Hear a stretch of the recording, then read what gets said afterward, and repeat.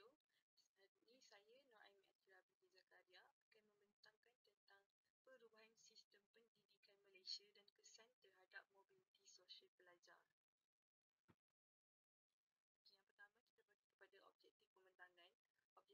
Objektif pembentangan pada hari ini ialah untuk menilai perubahan semasa dalam sistem pendidikan di Malaysia. Yang kedua ialah menganalisis pengaruh pendidikan terhadap mobiliti sosial pelajar.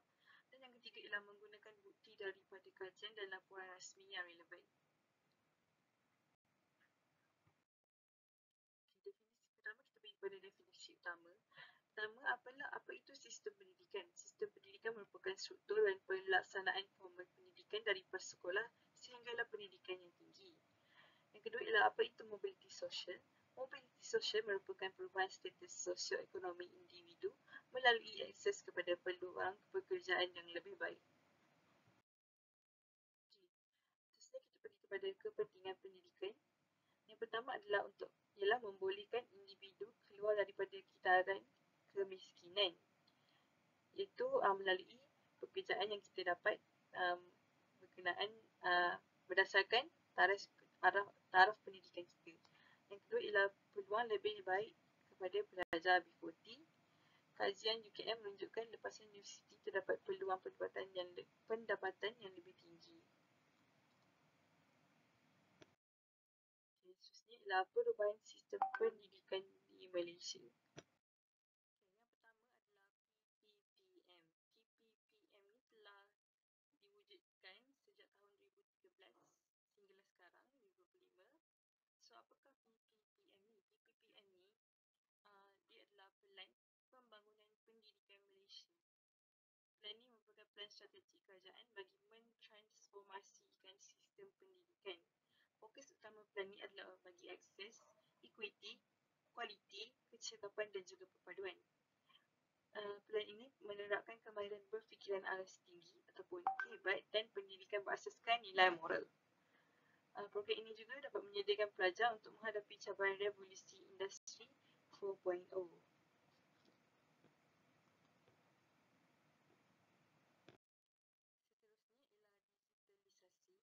Pelaksanaan platform digital seperti IT Delima, Google Classroom dan pelaksanaan PDPR semasa pandemik dapat memberi kesan kepada sistem pendidikan kita.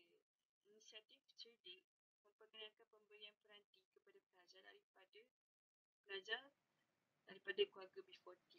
Maknanya mereka mendapat bantuan peranti seperti laptop dan juga telefon untuk pelajar B40. Kemudian meningkatkan akses kepada maklumat dan sumber pembelajaran dari rumah. Dengan adanya bantuan peranti ni, pelajar B40 yang susah untuk mendapat akses kepada teknologi ni mereka dapat mengakses maklumat dan sumber pembelajaran dari rumah dengan adanya bantuan peranti tersebut. Khususnya, kesannya dia dapat mempercepatkan peralihan pendidikan ke arah digital, menjadikan pembelajaran lebih fleksibel dan terbuka. Contohnya, semasa pandemik berlaku, dengan adanya bantuan peranti ni, pelajar, terutamanya yang tidak mempunyai akses teknologi untuk belajar, untuk masuk dalam Google Meet, semua tu, mereka bila dapat bantuan ni, mereka dapat mengakses kepada kepada teknologi digital tersebutlah, dan ini menyebabkan pelajaran dapat dijalankan walaupun mereka tidak ada di sekolah. Mana pembelajaran dapat dilakukan secara fleksibel dan bila-bila masa sahaja. Seterusnya ialah inklusiviti dan program pendidikan alternatif, iaitu PPA.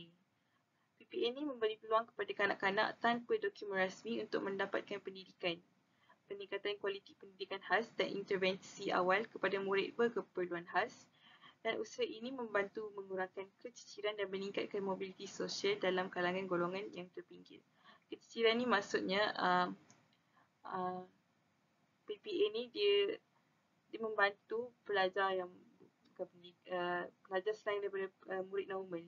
Murid normal ni kita senang je nak masuk sekolah kan, tapi kalau murid yang contohnya yang kurang upaya ataupun yang yang jauh daripada bandar, yang duduk di kampung-kampung. PPA ni, program pendidikan alternatif ni dapat mengurangkan keciciran. Maknanya mereka tidak terpinggir. Mereka walaupun berada jauh, mereka walaupun kurang upaya, mereka juga perlu belajar. Okay. Jadi ini mengurangkan keciciran. Maknanya semua kanak-kanak ataupun pelajar murid, semua golongan ada di Malaysia ni semua boleh belajar. Tak ada pun yang tercicir. Semua at least belajar sekolah rendah dan meningkatkan mobiliti sosial dan kalangan golongan yang terpinggir. Maksudnya macam itulah. Okay. Inilah kesan terhadap mobiliti sosial pelajar. Sebagai contoh, ramai tokoh berjaya yang datang dari keluarga miskin. Contohnya YB Said Sadiq. Beliau membesar dalam keluarga sederhana dan kini menjadi ahli parlimen. Pelajar Tarikh Ferda yang berjaya ke universiti luar negara melalui terjemahan Arab pun ada. Kisah ini menjadi bukti bahawa sistem pendidikan yang inklusif membuka laluan kepada kejayaan sosial. Okey, apa yang saya cakap sebelum ni, slide sebelum ni tu, itu adalah faktor-faktor macam mana antara faktor-faktor lah macam mana mereka yang daripada bawah boleh berjaya hanya melalui sistem pendidikan yang inklusif. Okay, antara kesannya ialah pertama, pendidikan yang tinggi. Peningkatan kadar kemasukan pelajar luar bandar dan B40 ke institusi pengajian tinggi. Kesan seterusnya ialah bantuan kewangan seperti beasiswa dan mahasiswa dan pinjaman PTPTN membuka peluang pendidikan yang tinggi. Kerana ini mereka dapat bantuan untuk belajar di tempat yang lebih baik daripada di mana mereka berada. Pendidikan tinggi menjadi platform utama untuk memperbaiki taraf hidup dan status sosial keluarga. Jadi sekarang kalau kita perasan untuk baiki status sosial keluarga, kita mestilah mempunyai pendidikan bertaraf tinggi. Dengan mempunyai pendidikan bertaraf tinggi, peluang pekerjaan itu juga lebih banyak dan lebih senang untuk mendapat kerja. Orang juga akan lebih yakin untuk mengambil kita bekerja.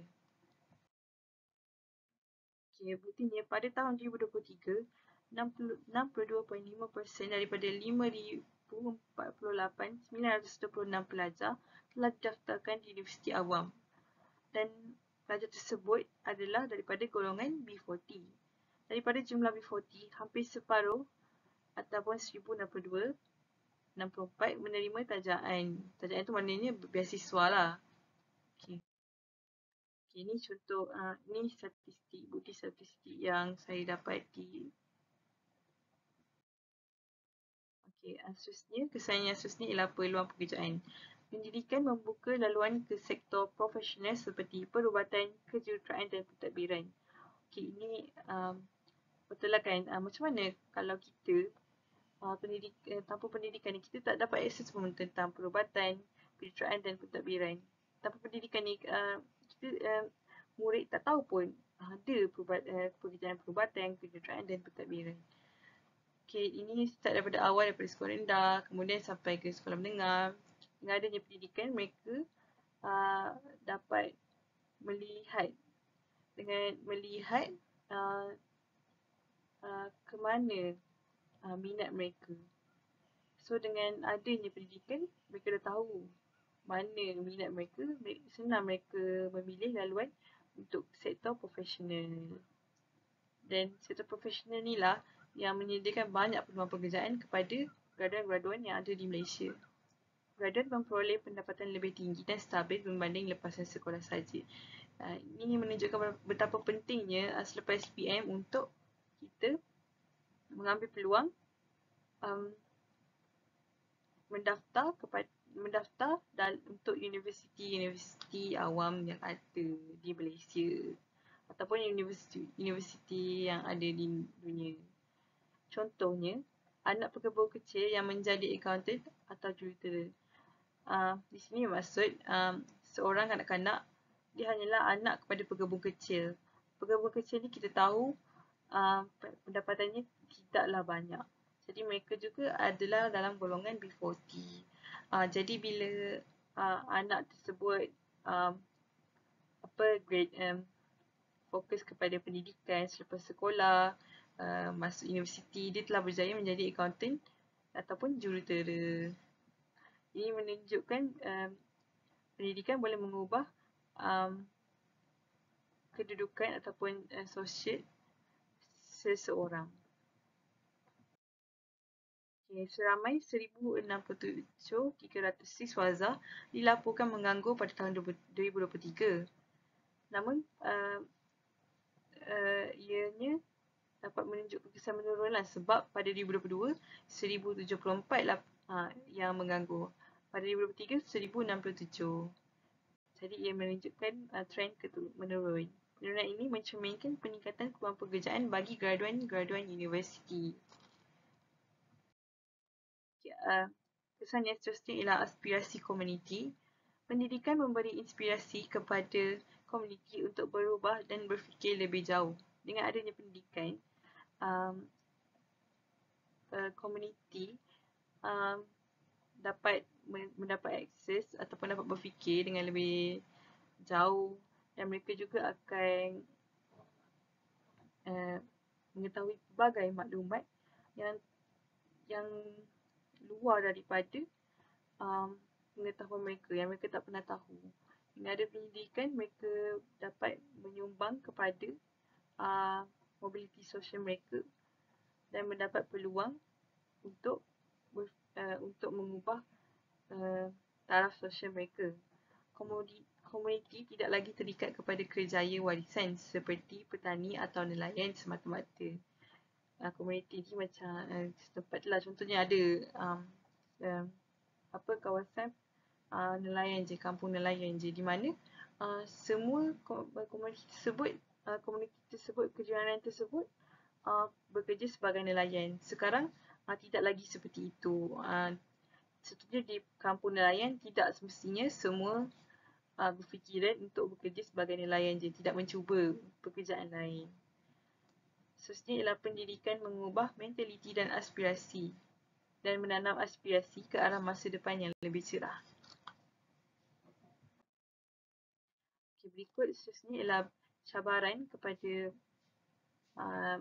ni ialah jurang digital yang ketara antara bandar dan luar bandar menyebabkan ketidaksamaan akses pendidikan. Contohnya seperti kita tahu di bandar, akses kepada internet adalah lebih mudah berbanding di luar bandar. Ini menyebabkan ketidaksamaan akses pendidikan. Susahlah kita nak dapat akses kepada pendidikan. Kerana kita tahu pendidikan ini bukan sahaja dapat diakses di sekolah, namun dapat diakses dalam peranti-peranti yang kita ada dan juga melalui internet. Namun kalau internet tak okey, internet slow, jadi susahlah untuk kita nak akses pendidikan, pembelajaran. Kekurangan guru berkemahiran dalam pengajaran digital. Seperti yang kita tahu, guru pada zaman kini, guru yang lama, diorang kurang mahir tentang pengajaran digital. Contohnya dalam penggunaan Google Classroom, Google Meet. Jadi kita perlu mencari penambahbaikan lah untuk masalah ini supaya akses kepada pendidikan ni lagi luas dan tidak tertakluk kepada pembelajaran face to face saja seperti di sekolah ataupun di kelas. Masalah keciciran pelajar semasa pandemik disebabkan kekurangan kemudahan dan sokongan di rumah. Seperti yang kita tahu, semasa pandemik pelajar tidak dapat berada di sekolah dan kelas terpaksa dijalankan secara Google Meet saja. Terdapat ramai pelajar yang keciciran kerana masalah yang berada di rumah. Contohnya tidak mempunyai peranti, tidak mempunyai sokongan daripada ahli keluarga, dan ini akan memberi satu cabaran kepada pendidikan kita. Cadangan penambahbaikan yang pertama ialah perluasan liputan dan akses internet berkelajuan tinggi ke kawasan pedalaman. Yang seterusnya ialah latihan berterusan untuk guru dalam pedagogi digital. Yang ketiga ialah penambahan insentif kewangan kepada keluarga B40 untuk menyokong pendidikan anak-anak. Dan yang terakhir ialah peningkatan program TVET dan pembangunan kemahiran untuk bukan akademik. Untuk pembelajaran bukan akademik. Contohnya pembelajaran berdasarkan teknikal. Sebab kita tahu bukan semua pelajar belajar berdasarkan akademik saja. Mungkin mereka ada kelebihan dari segi teknikal. Oleh sebab itu mereka lebih sesuai untuk mencuba program TVET. Kesimpulannya, transformasi pendidikan di Malaysia telah membuka banyak ruang kepada mobiliti sosial pelajar. Walaupun terdapat cabaran, usaha berterusan kerajaan menunjukkan impak yang positif. Pendidikan perlu kekal inklusif dan responsif terhadap keperluan semasa untuk menjamin keadilan sosial. Okay, berikut merupakan rujukan yang saya gunakan untuk membuat pembentangan pada hari ini. Itu sahaja daripada saya. Terima kasih.